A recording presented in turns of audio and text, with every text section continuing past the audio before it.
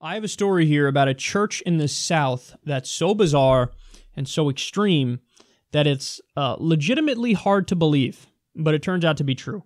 So look at this. A North Carolina church that is already under investigation for kidnapping a gay man and attempting to beat his homosexuality out of him is once again in the spotlight after it was revealed that the church members have been importing worshipers from Brazil and turning them into slaves. According to the Associated Press, the Word of Faith Fellowship recruits young members from 2 affiliated churches in Brazil to come to the U.S. on tourist and student visas, where they are put to work on the church's 35-acre compound in Spindale for no pay.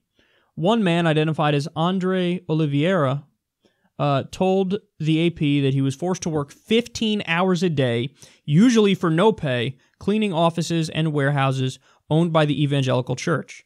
He was also forced to work at private businesses owned by some of the church's ministers. Oliveira stated that failure to comply resulted in beatings and shaming from the pulpit. Beatings and shamings from the pulpit. Now, also, these guys had their passports taken from them when they got here. That's a clear sign of forced labor. They take their passports from them, and then they make them live in a crowded basement with 8 other people. So basically, a North Carolina church was just kidnapping people and using them as slaves. That's what's happening.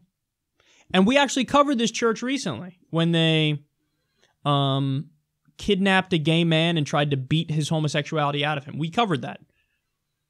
Shock, that church was engaged in some other very questionable, outright criminal activities. And they fucking pretend like, well, Jesus, we're all about Jesus. You know, Jesus was big on beating people who were disobedient, and he was big on keeping slaves. That's his thing and stuff, bro. You know, turn the other cheek, and then go shackle your slave and beat him and force him to work 15 hours a day. That's what Jesus said, if I remember correctly.